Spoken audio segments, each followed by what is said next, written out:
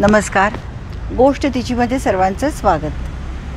मागच्या शुक्रवारी आपण गोष्ट ऐकली एका लक्ष्मीची. यशस्वी इन्व्हेस्टमेंट कन्सल्टंट मेधा वाळवेकर हिने आपल्याला खूप छान मार्गदर्शन केलं. आजच्या या तिसऱ्या श्रावणी शुक्रवारी आपण भेटणार आहोत कोकणातील एका शांत, शालीन पण कर्तृत्ववान मैत्रिणीला. खरंच आपण जर मनाशी ठरवलं आणि नवऱ्याचा 100% सपोर्ट असेल, रादर प्रोत्साहन असेल, तर एक स्त्री काय काय करू शकते हे ऐकाच. सतत सकारात्मक कार्यमग्न राहणे हे जणू यांचं ब्रीदवाक्यच. चला तर मग ऐकूया गोष्ट तिची.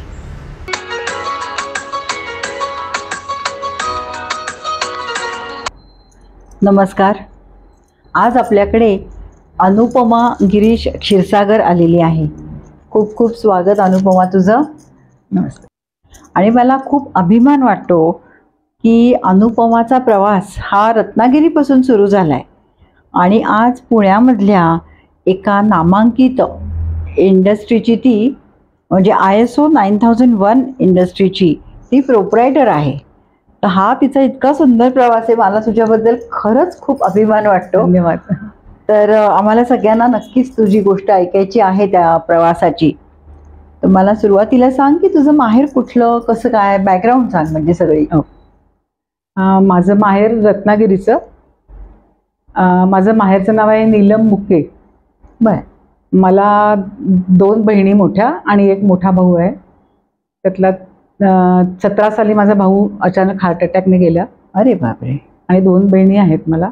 बर. आणि माझे वडील 1942च्या दुसऱ्या महायुद्धात जर्मनीच्या बाजूने लढले होते.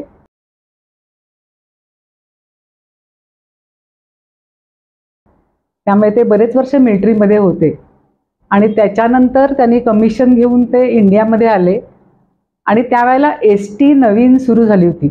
बर. त्याच्यात त्यांनी जॉब घेतला. अरे बापरे. बर.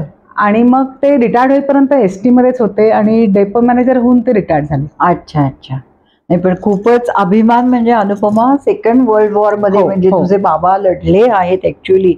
आणि मलाही खूप अभिमान आहे त्या गोष्टीचा. खूपच छान वाटलं बाबा. Great great. आणि त्यामुळे ते अतिशय शिस्तीचे होते. त्यांना घरात टापटीप लागायची, स्वच्छता लागायची आणि अतिशय मुलांना पण त्यांनी शिस्तीत वाढवलं. इकडचं तिकडे वेडेवाकडे बोलेल चालायचं नाही, काही नाही. वडील ऑफिसला गेल्यानंतर आम्ही जरा धुमाकूळ घालायचो. बरोबर. पण कोपऱ्यावर आलेले कळलं की आमची चिडीचूप आमचं चकाचक घर असायचं. कसा दडपण असणार असतो, दरारा म्हणतात त्याला ऍक्च्युली. हा. पण अचानकपणे मी 10वीला असताना हार्ट अटॅकने वडील माझ्या 16व्या वर्षी आणि आई तेव्हा फक्त 42 वर्षाची होती. अयो हो. त्यावेळेला ते हार्ट अटॅकने गेले. सगळ्या घरालाच खूप शॉक होता. खूपच लहान होती तू. हो. माझ्या सर्वात मोठ्या बहिणीचं फक्त लग्न झालं होतं. त्याच्यानंतर मग पूर्वीच्या पद्धतीप्रमाणे आईने वर्षभरात दुसऱ्या बहिणीचं लग्न केलं. ती फक्त इंटर झालेली होती पण ते रीतीप्रमाणे वर्षाच्या आत व्हायला पाहिजे म्हणून तिने लग्न केलं तिचं. बर. आणि भाऊ माझा मग नोकरीसाठी एस्केफला पुण्याला आला.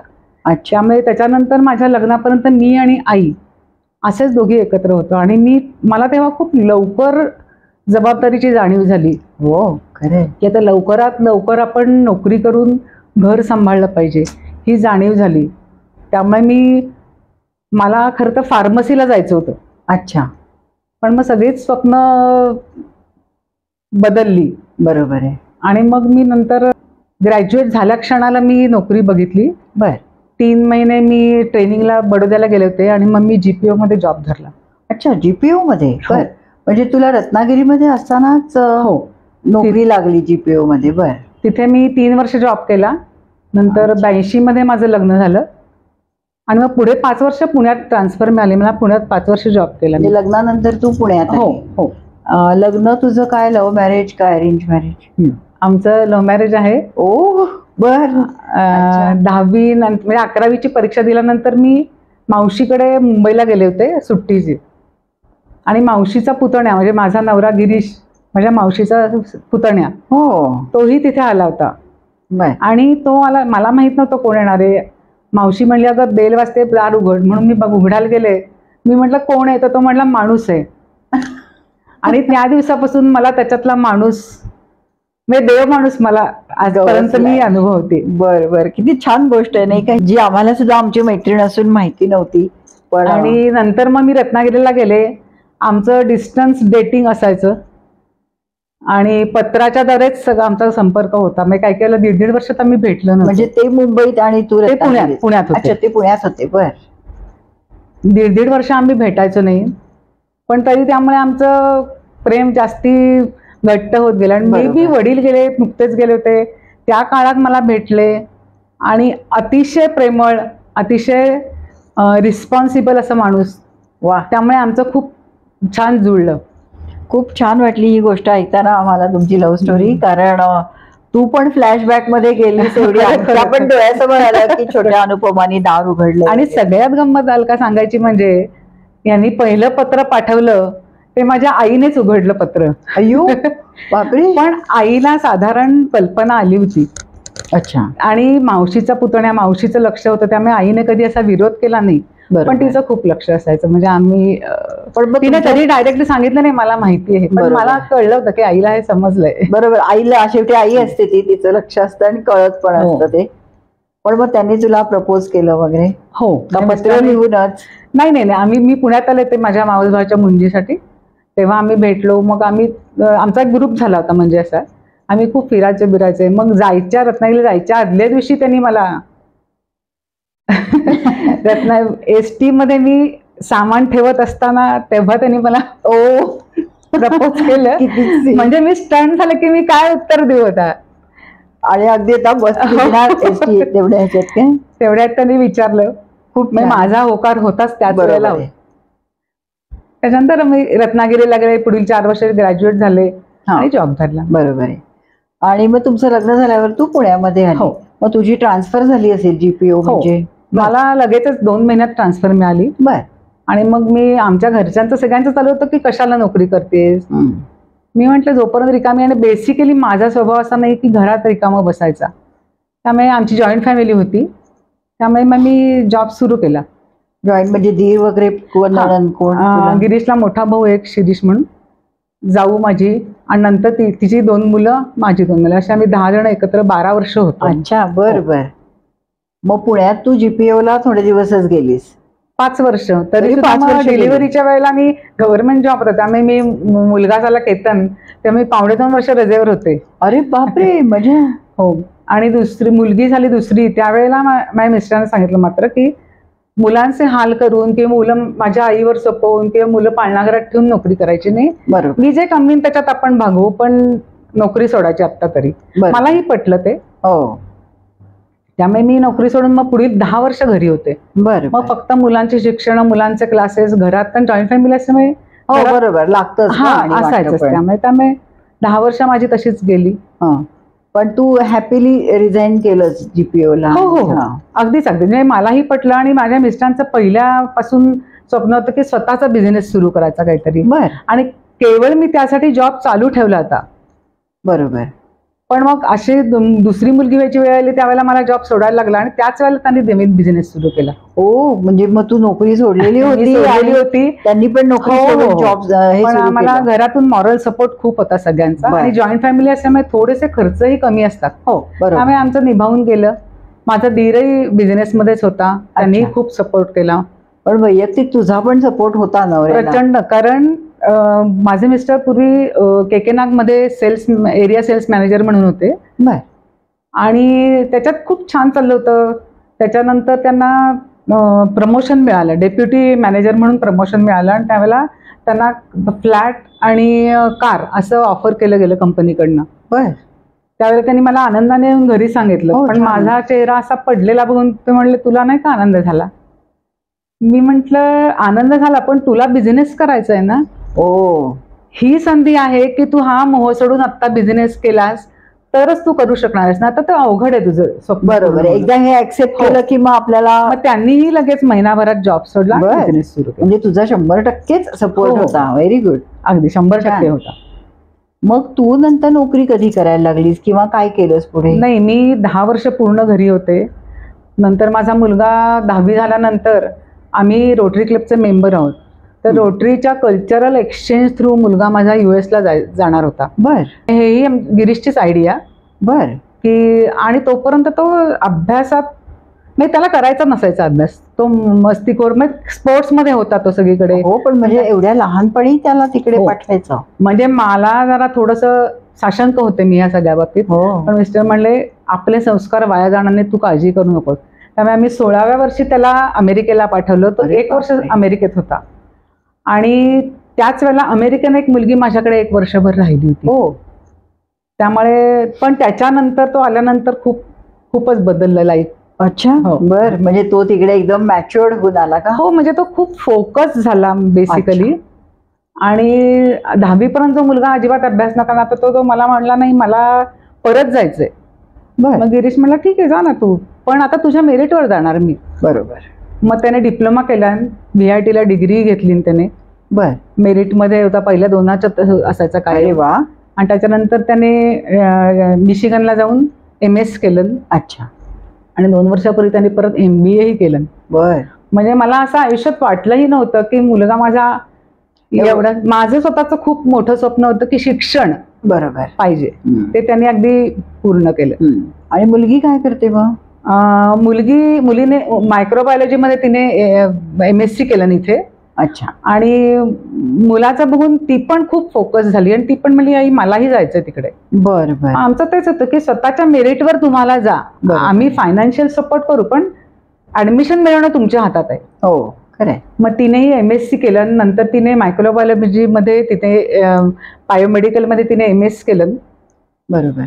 आणि ती आता एका मोठ्या फार्मास्युटिकल कंपनीमध्ये क्यूस्क्वेअर सोल्युशन्समध्ये ती आता ऑडिटर म्हणून आहे. अरे वा. हो, छान. आणि कसं आहे, आता बघाल तर बऱ्याच जणांची मुलं जात असतात. हो. पण एक 15-20 वर्षापूर्वीची गोष्ट असेल ही, तेव्हा तर म्हणजे खरंच कौतुक आहे. हो. आणि 16 वर्षाच्या एवढ्या लहान मुलाला पाठवायचं म्हणजे आम्ही मोठी रिस्क घेतली होती. हो. कारण आता आमच्या मित्रांची कोणाकोणाची मुलं गेले ती बिघडूनही आलेली आहेत. अच्छा. पण हा खूप फोकस झाला मात्र. नाही, छान झालं. आणि आता मला सांग की तू एका छोट्या मुलांच्या शाळेत शिकवत होतीस मध्यंतरी, तर ते कसं काय, तू कुठे जॉईन झाली होतीस? केतन अमेरिकेला गेल्यानंतर मला असं खूप असं डिप्रेसिंग वाटायला लागलं होतं. अच्छा. अशा वेळेला मुलगी कॉलेजला, तिची ती बिझी असायची, मैत्रिणी, तिचे क्लासेस ते. त्यामुळे मी विचार केला की आपण आता कुठेतरी बिझी राहायला पाहिजे, पार्ट टाइम का होईना. म्हणून मी जवळच आमच्या घराजवळ चिल्ड्रन्स पॅराडाईज स्कूल आहे, तिथे 98 मध्ये मी पार्ट टाइम जॉब सुरू केला, म्हणजे प्री प्रायमरी टीचर म्हणून मी तिथे जॉईन झाले. बरं बरं. पण मग तू काही कोर्स वगैरे केला होता का? नाही, त्यावेळेला तिथे कोर्सची काही गरज नव्हती, कारण ती प्रिपरेटरी स्कूलच होती. अच्छा. त्यामुळे तिथे 2 वर्ष जॉब केला आणि नंतर मग 2000 साली मी स्प्रिंगडेलला जॉईन झाले. अच्छा. बरं. सिंहगड रोडची. नाही, त्यावेळेला ती वडगावला होती. अरे बापरे. बरं. तिथे जायचो आम्ही. तिथे किती वर्ष होती मग? तिथे आणि नंतर एरंडोणा ब्रांच, असे सगळे मिळून मी 14 वर्ष जॉब केला. बरं. स्प्रिंगडेलला. हो. बरं. स्प्रिंगडेलला 14 वर्ष. कसं वाटलं? लहान मुलं सगळी छोटी छोटी. खूप छान वाटायचं. म्हणजे आपण टोटली आपण सगळ्या गोष्टी विसरतो. बरोबर. इतकं ते आनंददायी वातावरण असतं आणि मी खूप शिकत गेले. आणि सर्वात महत्वाचं म्हणजे तिथे ट्रेनिंग असायची वेगवेगळी, किंवा आता पेरेंट टीचर मीटिंग असायची. त्यामुळे थोडंसं मी खूप शिकत गेले त्याच्यात. बेसिकली माझं रत्नागिरीला असताना मराठी मीडियम होतं. अच्छा. आणि मग 7वी नंतर आम्हाला ते सेमी इंग्लिश वगैरे असं होतं. आणि ही इंग्लिश मिडियम स्कूलमध्ये जॉब करणं. पण मी राजेश्वरी आणि वंदना ह्या मला तिथे खूप छान मैत्रिणी मिळाल्या आणि त्यांच्याकडनं मी खूप गोष्टी आयुष्यात शिकले. बर. की स्कूलमध्ये पेरेंट्स समोर बोलणं, कारण सगळेच पेरेंट्स चांगले असतात असं नाही, सगळे अनुभव येतात तिथे आपल्याला. अच्छा. ते बोलणं. मग मी आधी मिनी KG, मग ज्युनियर KG आणि मग सिनियर KGला असं 14 वर्ष जॉब केला. ट्रेनिंग असायची आम्हाला, वेगवेगळे प्रेझेंटेशन्स करायला लागायची. अच्छा. म्हणजे एवढ्या छोट्या मुलांच्या शाळेला पण टीचर्सना क्लास सगळं डेकोरेट करायचं असायचं ना, वेगवेगळे चार्ट्स लावून हे लावून मी ते सगळं शिकले. मी म्हणजे तुला हे वेगळंच एक मिळालं. हो. छान. कलेचं दालन. अगदी अगदी अगदी. आणि मला सर्वात म्हणजे स्कूलचे आभार असं नाही, पण मला खूप छान जीवसच्या कंठच्या मैत्रिणी मिळाल्या, राजेश्वरी आणि वंदना. हो. आता आम्ही फॅमिली फ्रेंडच झालेले आहोत. अरे वा, व्हेरी गुड. एक गंमत सांगते. राजेश्वरी आणि वंदना ह्याच्या इतक्या जवळच्या मैत्रिणी आहेत, किंवा अनुपमा इतकं करणारी आहे हे मी सांगते त्यातनं कळेल की त्या कोथरूडला राहत होत्या. ही एरंडवणा भागात राहते आणि हिला थोड्या वर्षांनी कार वगैरे पण चालवायला यायला लागली होती. तर आपल्या मैत्रिणींनी पण कार चालवायला शिकावी आणि अगदी शिकावीच म्हणून ही स्कूटरने त्यांच्या घरी जायची. त्यांना सांगायची नाही बस कारमध्ये, काढ कार, आणि मग कारनी त्यांना घेऊन त्या शाळेत जायच्या स्प्रिंगडेलला. आणि पुन्हा येताना तेच ही त्यांच्या घरी येणार, स्कूटर पुन्हा स्वतःची घेणार आणि घरी येणार. एवढं कोणी करत नाही. एवढं प्रेम हिनी लावले त्या दोघींना की नाही, पण मला असं वाटतं त्यांना गाडी शिकल्या तर त्या पण थोडा कॉन्फिडन्स नव्हता त्यांना पुश करायला लागला. म्हणजे मला आता वाटतं की आपण खूप मोठी रिस्क घेतली ती. हो, खरंय. इथे एक असा चढ आहे, त्या चढावर हमखास स्टॉप थांबायला लागायचं. ती गाडी उलटी यायची. मग अशा वेळेला मी हँडब्रेक लावायची आणि बापरे, मग तिला सांगायची चढायला की चल सोड तू आता, मी हँडब्रेक सोड. ग्रेट आहे की नाही हे. म्हणजे खरंच मैत्रिणी, मला समाधान आहे त्या दोघी उत्तम गाड्या. हो खरंय, आता दोघी अप्रतिम गाड्या चालवायला लागल्या. खूप छान, मस्त. तुमची खरी कॉन्फिडन्स यायला हवं, बाकी काही नाही. त्यांना येत होत्या गाड्या. बरोबर आहे. आणि मुख्य म्हणजे मी रत्नागिरीत असल्यामुळे तिथे काही असं खूप वाहन चालवायचं काही नसायचं. मला अजूनही सायकल पण येत नाही. पण मी जीपीओला जेव्हा जायची इथे पुण्यात, तेव्हा मला गिरीशने लुना घेऊन दिली आणि मी म्हटलं अरे मला नाही येत. पण तेव्हा मला नवी पेठेतनं अलका टाकीज, मग ससून, तिथे उतरून परत ऑफिस, असं खूप जायला लागायचं. बरोबर. त्याने अचानकपणे मला एक लुना घेऊन दिली आणि तो म्हणला की नाही येच, काही नाही ग, तुला पाय टेकतात ना, काय प्रॉब्लेम आहे. मग तो 2 दिवस माझ्याबरोबर, त्या 2 दिवस शिकवली. 3ऱ्या दिवशी मोटरसायकलवर तो म्हणला आता तू चालवणार आहेस. मी म्हटलं अरे मला नाही येणार शक्य, आणि एवढा ट्रॅफिकचा रस्ता. काही नाही म्हणला, मी आहे ना शेजारी, चल. असं करून तो मला जीपीओ पर्यंत घेऊन गेला. शेजारी तो संध्याकाळी न्यायला यायचा मला. असं 3-4 दिवस केल्यानंतर 5व्या दिवशी तो म्हणला जा तू आता, काही नाही, छान चालवतेस म्हणला. त्याच्यानंतर गाडी पण त्यानेच शिकवली मला. तो म्हणला घरात गाडी आहे म्हणलं तर तुला आलीच पाहिजे. बरोबर. त्याने मला आयुष्यात खूप खूप खूप खूप एक्सपोजर दिलेलं आहे. त्याच्यामुळे मी, आणि गाडीची गंमत सांगायची म्हणजे मुलगी अमेरिकेला गेल्यानंतर असंच मला असं वाटायला लागलं अरे आपण दोघंच आता आहेत, कसं जाणार आपलं आयुष्य, जरी नोकरी असली तरी. असं खूप डिप्रेशन आलं होतं असं. आणि एक दिवस मला येऊन एक रिसीट दाखवली. मी म्हटलं कसली रिसीट आहे. तो म्हणला नाही अगं, कार रॅली चालली आहे टाइम्स ग्रुपची, गोव्याला रॅली चालली आहे आणि तू चालली आहेस. म्हटलं मी एवढी, काय हरकत आहे म्हणलं, चा गोव्याला एकदम. हो. मग माझी एक रोटरीतली नीना पंगार करून मैत्रीण आहे. नंतर आमच्या इथे वरती एक जण सुनीती म्हणून राहते, आणि आम्ही अशा 3घी जणी गेलो.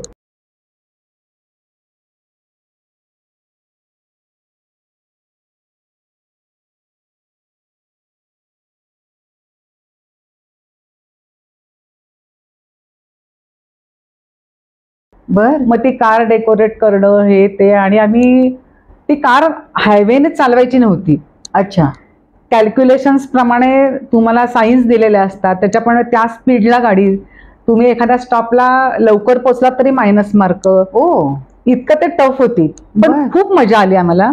आणि सर्वात गंमत म्हणजे आम्ही गोव्याला गेलो, तिथे हॉटेलमध्ये पोहोचलो, झाली आमची रॅली. खूप 2 दिवस चालू होती. गेल्या गेल्या आम्ही रूम ऑक्युपाय करायला म्हणून जाणार होतो. तर मग ते म्हणले तुमच्या रूममध्ये आहेत राहतात. मी म्हटलं नाही, आमची रूम अशी कशी दिलीत तुम्हाला. ते म्हणलं आता रूम नाहीच शिल्लक. आम्ही 3घी वाद घालायला लागलो. ते म्हणले अहो नाही, ते बघा ते तिथे उभे आहेत ना, ते राहतात तुमच्या रूम मध्ये. बघितलं तर गिरीश तिथे उभा होता. आम्हाला सरप्राईज द्यायला, वेलकम द्यायला तो गोव्याला आलेला होता. खूपच छान, एकदम मस्त. खूप मला एन्करेज. तू सुरुवातीला जे म्हणली मला देव माणूस मिळाला, मला हळूहळू पटायला लागले. खरे खूपच गोड अगदी अनुभव आहे हा. पण तुम्ही 3घींनी गाडी चालवलीत का मग जाताना? नाही, त्यातल्या एकीला कॉन्फिडन्स नव्हता, पण ती नॅव्हिगेशन करायची, कॅल्क्युलेशन्स करून हे करून, आणि आम्ही दोघींनी गाडी चालवली. खूपच ग्रेट. इथून गोव्यापर्यंत, पुणा टू गोवा. ग्रेट. तर तू 14 वर्ष वगैरे ही स्प्रिंगडेलचं नोकरी केली शाळेची. पण ती शाळेची नोकरी का सोडली बरं तुम्ही? 14 साली मला अमेरिकेमध्ये नात झाली. अच्छा. त्यावेळेला मी त्यांच्या मदतीसाठी 6 महिने तिकडे होते. बर. आणि मला माहिती होतं की स्कूलमध्ये आपल्याला एवढी 6 महिने रजा मिळणं शक्य नाहीये. मग तिथे मी रजा जशी जशी वाढवायला लागले तसं तिथून लेटर आलं की तुम्ही आयदर जॉईन व्हा किंवा रिझाईन करा. ओके. मग अशा वेळेला मी 14 साली रिझाईन केलं. बरोबर. कारण कायम माझी फॅमिली ही प्रायोरिटी आहे. येस. आणि त्यांना तेव्हा मदतीची गरज असताना आपण नाही जाऊ शकलो तर त्याला काय अर्थ नाही. बरोबर आहे. त्यामुळे मी त्यावेळेला सोडली मी जॉब. पण म्हणजे अजूनही मला कधी रिग्रेट नाही झालंय. हो ना. हा नाही, चांगला डिसिजन होता ना. कारण अगदीच. सून काय करते तुझी? मग माझी सून पण IT इंजिनियर आहे आणि तिथे ती इन्शुरन्स कंपनीमध्ये आहे ती आता. अच्छा अच्छा. आणि मुलीचं पण लग्न झालंय? हो, मुलीचं पण लग्न झालं 15 साली. आणि जावई पण MS झालेला आहे बायोमेडिकल मध्ये आणि तो आता MBA करतोय. बर, छान. दोघंही जावई आणि सून दोघंही माझ्या नशिबाने पुण्यातलेच आहेत. अरे वा, सगळे तुम्ही पुणेकर. हो, बरोबर. आणि सुनेचं किंवा जावयाचं नातं आमचं खूप छान आहे. म्हणजे मला त्याचा अगदी अभिमान आहे. मग तू शाळेची नोकरी सोडलीस, मग त्याच्या पुढचा पिरियड तुझा काय होता? काय करायचीस? शाळेची नोकरी मला कल्पना होती की आज ना उद्या आपल्याला नोकरी सोडायला लागणार आहे, कारण मुलं अमेरिकेत आपलं कधीतरी सतत जाणं होणार. बरोबर. त्यामुळे मी आधीपासून आमच्या ऑफिसमध्ये जायला सुरुवात केली होती. मी म्हटलं आपण थोडं थोडं दुपारी जाऊन शिकून घेऊ, म्हणजे मी थोडं थोडं सुरुवात केली होती तेव्हा जायला.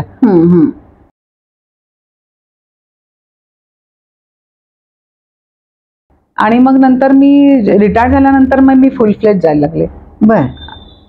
तरी किती 10-12 वर्ष जातेस का? मला वाटतं तू 12-13 वर्ष झाली. बर बर. मी 10 वर्ष मी फुल फ्लेज जाते, त्याच्या आधी मी पार्ट टाइम जात होते. ओके. तुमची ISO 9001 आहे मला वाटतं. 9001 2015 कंपनी आहे आमची. आणि ते मी कंपनीमध्ये HR बघते, कम्प्लीट ऍडमिनिस्ट्रेशन बघते आणि ISO कम्प्लीट बघते. मी ISO पण सगळं. हो, मला ऍक्च्युली ISOचं काहीच माहिती नव्हतं. आता तुला माझी बॅकग्राऊंड म्हणजे मी BSc केमिस्ट्री शिकलेली आहे, त्यामुळे मला वेगळीच बॅकग्राऊंड होती. खूपच सगळं तुझं. त्याच्यानंतर मी म्हणजे मुलं लहान असताना मला खूप आवड म्हणून मी जगन्नाथ राठीचा फॅशन डिझायनिंगचा 1 वर्षाचा डिप्लोमा केला. बर. मग माझ्या एका मैत्रिणीबरोबर आम्ही खूप एक्झिबिशन्स वगैरे भरवायचो. पण नंतर परत असं लक्षात आलं की आपल्याला घरात जास्ती गरज आहे, ह्याला खूप वेळ द्यायला लागतोय. मग तेही हळूहळू थांबवलं. घरातले मुलींचे कपडे बिपडे शिवणं इतपतच ठेवलं. म्हणजे हाऊस म्हणून तू ते सगळं करून हे झालं. नंतर शाळेसाठी म्हणजे आम्ही जेव्हा स्प्रिंगडेलला जॉईन झालो तेव्हा माझ्याकडे प्रॉपर टीचर्स ट्रेनिंगचा कुठलाही कोर्स झालेला नव्हता. म्हणून मग तिथे आम्हाला रिक्वेस्ट केली की तुम्ही काहीतरी कोर्स करा. म्हणून मग आम्ही इंदिरा गांधी ओपन युनिव्हर्सिटीचा DECEचा कोर्स केला. बर. तो 3 वर्षाचा डिप्लोमा होता, तो ऑनलाईन होता कोर्स, तो कम्प्लीट केला. आणि मग आता कंपनीत आल्यानंतर वेगळं शिकायची वेळ आली. कंपनीचं काय नाव आहे? आमच्या कंपनीचं आहे पॉलीमार्क इंडस्ट्रीज. आम्ही पॅकेजिंग मध्ये आहोत. अच्छा. हो, तेच मी म्हणणार होते की काय बनवता. पॅकेजिंग मध्ये इंडस्ट्रियल पॅकेजिंग आहे. अच्छा. आणि मग तुमचे हे ठरलेले आहेत सगळे कस्टमर्स? हो, आमचे कॉर्पोरेट कंपन्याच आमचे सगळे कस्टमर आहेत. आणि मग मी आमच्या इथे MR म्हणजे मॅनेजमेंट रिप्रेझेंटेटिव्ह म्हणून होता. ISOच्या साठी ऑडिटसाठी वगैरे तो सगळं ऑडिट फेस करायचा. ओके. तो अचानक सोडून गेला. मग आम्हाला प्रॉब्लेम आला की काय करावं आता. मग तेव्हा आमच्या कन्सल्टंटने सांगितलं की तुम्ही स्वतः का नाही मॅडम शिकून घेत. बर. म्हणजे कोणी आलं गेलं सोडून गेलं काही प्रॉब्लेमच येणार नाही. बरोबर आहे. मी म्हटलं मला काहीच माहिती नाही. ते म्हणले नाही मी शिकवतो ना तुम्हाला. मग पटवर्धन म्हणून आमचे कन्सल्टंट आहेत, त्यांनी मला सगळं ट्रेनिंग दिलं. आणि आता कम्प्लीट वर्षभराची आमच्या क्वार्टरली असतात, सगळे ऑडिट्स मी करते. फक्त एक्सटर्नल ऑडिटसाठी बाहेरचे लोक आहेत. बर. खूपच कौतुकाची गोष्ट आहे. आणि मुख्य म्हणजे तू कुठल्या कुठल्या टप्प्यावर GPOची नोकरी झाली, मग एकदम लहान मुलांची स्प्रिंगडेल झाली, मग मध्येच तू कार रॅलीमध्ये गोव्यापर्यंत झेंडा लावून आली. मला फार छान वाटतं हे सगळं ऐकायला. बेसिकली शांत बसायचा स्वभाव नाही ना. हो, खरं आहे खरं आहे. आणि मुख्य आता हे ऑफिसचं तर तू होलसेल सगळा इन्चार्ज घेतलाच आहेस. मला असं खूप रिग्रेट होतं की आपण पहिल्या दिवसापासून बिझनेसमध्ये का नाही इन्व्हॉल्व्ह झालो. पण तेव्हा शक्य पण नव्हतं, मुलं लहान होती. बरोबर आहे. त्याच्यासाठी पहिली नोकरी सोडली होती. त्यामुळे मी जेव्हा शक्य होईल तेव्हा लगेच जॉईन झाले. तुमचं किती साधारण वर्कर्स किंवा स्टाफ? आमच्या इथे 30 ते 30 वर्कर्स आहेत. बर. कधी एक्स्ट्रा लागलं तर आम्ही कॉन्ट्रॅक्ट लेबर घेतो. अच्छा. आणि स्टाफ आता 6 आहे. अरे वा, चांगलं आहे. मोठ्या. आणि आमचं बरेच वर्षाचा स्टाफ आणि बरेच वर्षाचे वर्कर आहेत. बर. म्हणजे गेले 12-15 वर्ष सगळे टिकून आहेत. बर. आम्ही वर्षातून एकदा 30-40 दिवस किंवा काही वेळेला 1.5 महिना वगैरे पण अमेरिकेला जातो. बर. पण ती लोक कम्प्लीट प्लांट सांभाळतात. अरे वा, खरंच कौतुकाची गोष्ट कम्प्लीट आहे. सांभाळतात. म्हणजे पूर्ण विश्वास तुम्ही त्यांचं संपादन केलेला आहे. अगदी. आणि ज्या अर्थी एवढे वर्ष सगळे आहेत काम करतात, त्याचा अर्थच की नाही तुमची त्यांना ट्रीटमेंट आणि बाकी सगळ्या गोष्टी पण, म्हणजे पगार म्हणा किंवा फॅसिलिटीज, ती लोक असतील तर आपला कारखाना चालू आहे हे माहिती आहे आम्हाला. खरंय खरंय. हे सगळं तुमचं चालूच आहे की आता हा सेटअप छान झालेला आहे, पण तुमच्या अजूनही काही ऍक्टिव्हिटीज आहेत, तर त्याबद्दल पण आम्हाला आवडेल. कारण रोटरीचे तुम्ही दोघंही मोठे कार्यकर्ते, काम करणारे असे आहात, तर त्याच्याबद्दल पण नक्कीच सांगा मला. आम्ही गेले 35 वर्ष आमच्या रोटरी क्लब कोथरूडचे आम्ही मेंबर, फाउंडर मेंबरच आहोत आम्ही. आणि तेव्हापासून 96-97 मध्ये माझा नवरा गिरीश प्रेसिडेंट पण होता. अरे वा. आणि तो आता डिस्ट्रिक्ट लेवलला बरंच काम करत असतो.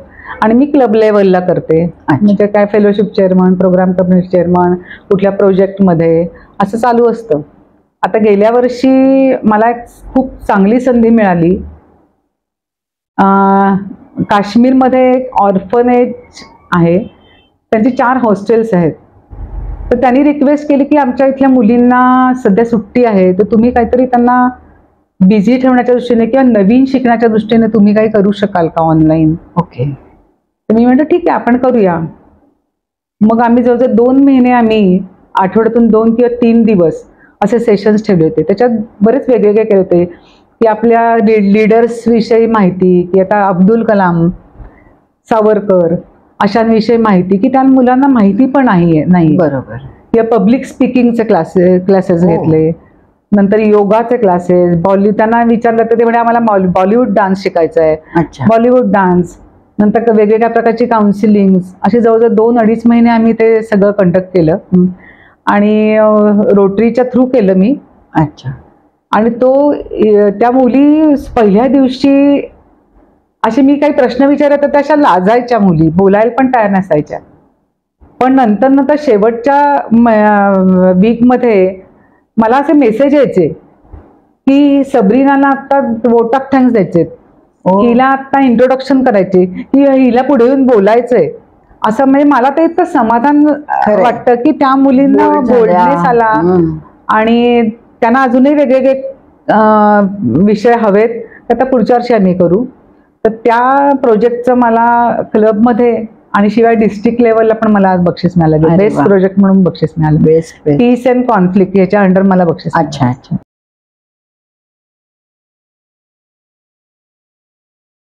किती मुली होत्या तरी त्याला? 78 मुली होत्या. अरे बापरे. नाही, खूपच छान, तुझं अभिनंदन. अजूनही आणि त्या बऱ्याच काश्मीरीमध्ये त्यांचे काही सिंगल पेरेंट आहेत किंवा काही जणांचे पेरेंट्स दोघंही त्यांच्या डोळ्यासमोर गेलेले आहेत. पण इतक्या छान मुली आहेत, म्हणजे असं बघून वाईट वाटतं. पण आता त्या बऱ्याच शिकतात. त्यातली एक जण इंजिनियर झाली आता. तिला आता IPS ची परीक्षा द्यायची आहे. नाही, हे सगळं बघून वाटतं की आपल्याला कुठे खारीचा वाटा आहे. खरंय खरंय. त्यामुळे थोडं समाधान आहे. हो, खूप छान. रोटरीच्या माध्यमातून बऱ्याच गोष्टी करायला मिळतात तुम्हाला.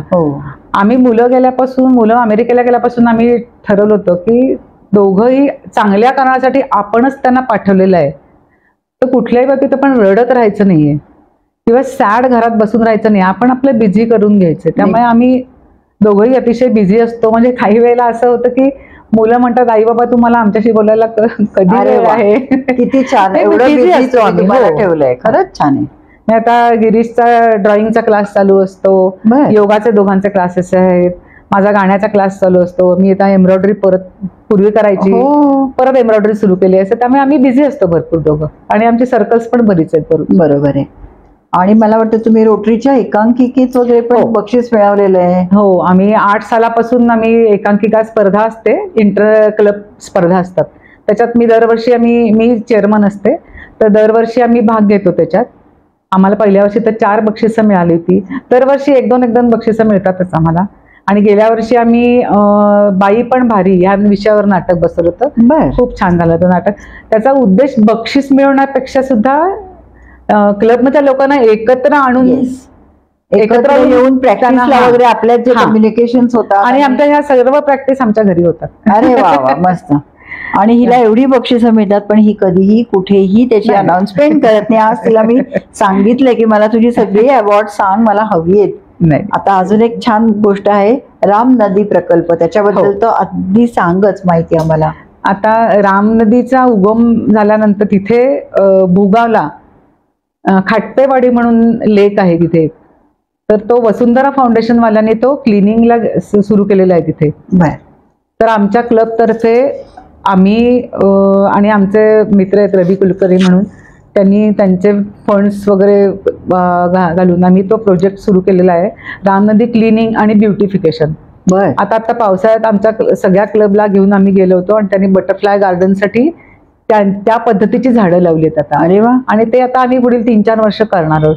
तर त्याचं चेअरमन हे ते मी आणि गिरीश दोघंही करत असतो आम्ही. खूपच छान आहे. आणि आपल्या पुण्यामध्ये एवढं सगळं छान होणार आहे लवकरच, त्यामुळे ते झालं की आपल्याला कळेलच आणि आपण जाऊच नक्की बघायला. मला सांग की तुझं ऑफिस आणि तुझं हे रुटीन हे सगळं तर चालू आहे, छान आहे, पण हे नसतं ऑफिस वगैरे तुमचं स्वतःचं, तर मग तुला काय करायला आवडलं असतं? मला केटरिंगची खूप आवड आहे, म्हणजे पदार्थ करायची वेगवेगळे आणि लोकांना खाऊ घालायची खूप आवड आहे. मे बी मी काहीतरी त्याच्यात केलं असतं. बरोबर. पण मी रिकामी नक्कीच बसले नसते. आणि तुला अजून काही करायची इच्छा आहे का? आता तू समाधानी आहेस? नाही, आता आय एम हॅपी. मला 3 नातवंड आहेत. आणि 3 वेळेला मी त्यांच्यासाठी मदतीला जाऊ शकले. बरोबर. केवळ माझा जॉब नव्हता म्हणून मी करू शकले ह्या गोष्टी. बरोबर आहे. आणि गिरीशचा सर्व सपोर्ट म्हणजे त्याचा इतका असतो की माझ्या आई माझ्याकडे बऱ्याचदा असायची. माझ्या आईचं आणि त्याचं माझ्यापेक्षा जास्ती सख्य जोडलेलं होतं. अरे,